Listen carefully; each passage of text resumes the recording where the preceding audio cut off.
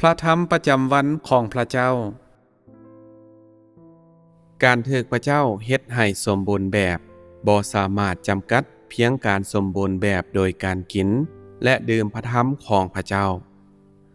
ประสบการณ์ดังกล่าวแม้นเป็นประสบการณ์ด้านเดียวหลายเกินไปมันจะคับแคบเกินไปและเพียงแต่จะจำกัดมนุษย์ให้อยู่ในขอบเขตเล็กน้อยเท่านั้นในกรณีนี้มนุษย์จะขาดการบำรุงทางจิตวิญญาณอย่างหลวงหลายที่พวกเขาต้องการถ้าเจ้าปรารถนาให้พระเจ้าเฮ็ดให้เจ้าสมบูรณ์แบบเจ้าต้องเรียนรู้ที่จะเผชิญกับทุกๆเรื่องและสามารถได้รับแสงสว่างในทุกสิ่งที่เกิดขึ้นกับเจ้าบ่ว่าดีหรือบ่ดีเจ้าก็ควรได้รับผลประโยชน์จากมันและมันบ่ควรเฮ็ดให้เจ้ากลายเป็นคนคิดลบบ่ว่าเรื่องใดก็ตามเจ้าควรพิจารณาสิ่งต่างๆในขณะที่ยืนอยู่ข้างพระเจ้าและบ่วิเคราะห์หรือเรียนรู้มันตามมุมมองของมนุษย์ถ้าเจ้ามีประสบการณ์เช่นนี้แล้วหัวใจของเจ้าก็จะเต็มไปด้วยภาระในชีวิตของเจ้าเจ้าจะมีชีวิตอยู่ภายใต้แสงสว่างแห่งรัศมีของพระเจ้าตลอดเวลาและจะบ่หันเปลี่ยนจากการปฏิบัติของเจ้าได้อย่างง่ายดายคนประเภทนี้มีอนาคตที่สดใส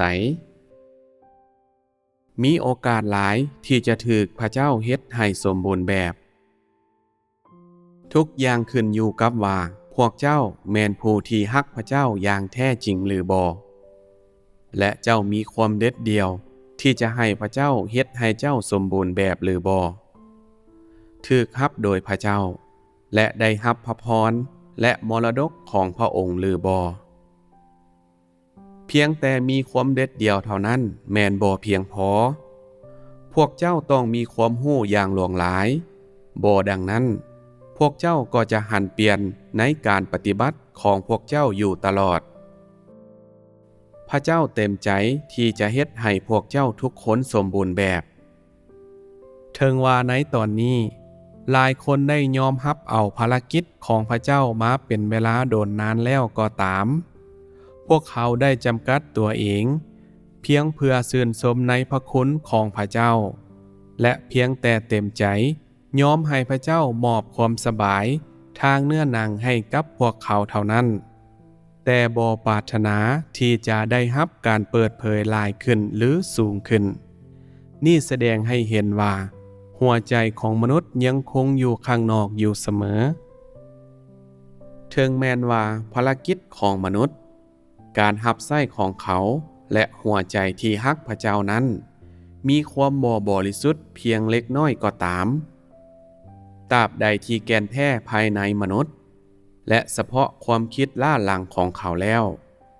มนุษย์ยังแสวงหาความสงบสุขและความชื่นชมยินดี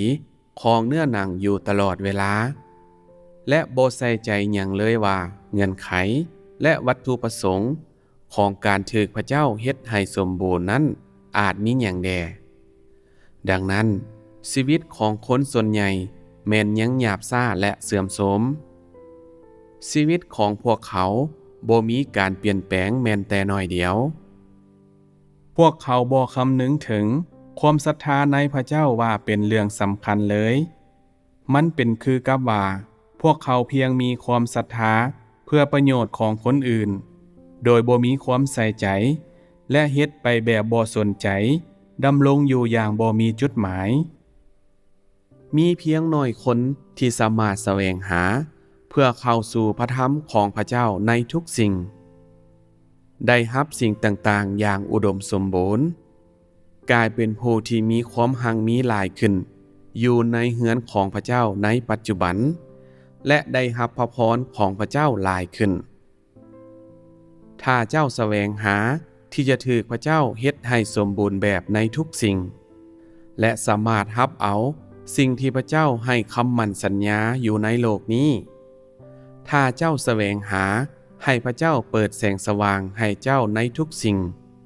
และบ่ปล่อยให้การเวลาผ่านพ้นไปล่า นี่แม่นเส้นทางที่เหมาะสมที่จะเข้าสู่อย่างจริงจังมีเพียงเส้นนี้เท่านั้นที่เจ้าจะสมควรและมีสิทธิ์ถูกพระเจ้าเฮ็ดให้สมบูรณ์แบบได้เจ้าแม่นผู้ที่แสวงหาให้พระเจ้าเฮ็ดให้สมบูรณ์แบบแท้บ่เจ้าแม่นคนที่จริงจังกับทุกสิ่งแท้บ่เจ้ามีจิตวิญญาณแห่งความฮักต่อพระเจ้าแบบเดียวกับที่เปโตรมีบ่เจ้ามีความตั้งใจที่จะฮักพระเจ้าแบบพระเยซูฮักบ่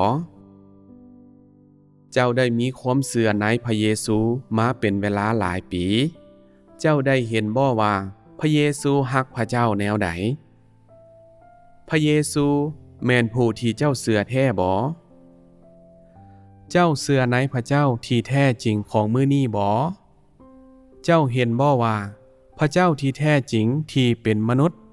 ฮักพระเจ้าที่อยู่ถึงสวรรค์แนวใดเจ้ามีความเชื่อในพระผู้เป็นเจ้าพระเยซูคริสต์นั่นก็ย้อนการถือขึงกางแขนของพระเยซูเพื่อไถ่บาปมนุษยชาติและสิ่งอัศจรรย์ต่างๆที่พระองค์ได้เฮ็ดนั้นเป็นความจริงที่ยอมรับกันโดยทั่วไปแต่ถึงอย่างใดก็ตามความเชื่อของมนุษย์บ่ได้มาจากความรู้และความเข้าใจที่แท้จริงเกี่ยวกับพระเยซูคริสต์เจ้าเชื่อเพียงในนามของพระเยซูเท่านั้นแต่เจ้าบ่เชื่อในพระวิญญาณของพระองค์เพราะว่าเจ้าบ่ได้ใส่ใจว่า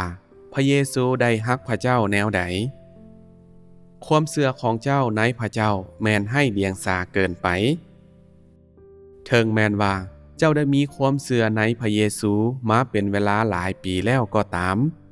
แต่เจ้าบ่ฮู้ว่าจะฮักพระเจ้าแนวใดนี่จะบ่เฮ็ดให้เจ้าเป็นคนที่โง่จ้าที่สุดในโลกบ่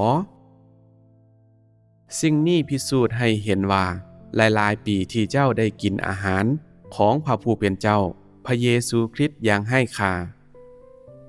บ่เพียงแต่เฮาบ่มักคนประเภทนี้เฮาเชื่อว่าพระผู้เป็นเจ้าพระเยซูคริสต์ผู้เจ้านมัสการก็จะบ่มักพวกเขาเช่นเดียวกันคนเช่นนี้จะถูกเฮ็ดให้สมบูรณ์แบบได้แนวใดเจ้าบ่หน้าแดงไปด้วยความละอายบ่เจ้าบ่รู้สึกละอายใจแด่บ่เจ้ายังมีหน้าที่จะพบพระเยซูคริสต์ของเจ้าบ่พวกเจ้าทั้งหมดเข้าใจในสิ่งที่เฮาเว้าบ่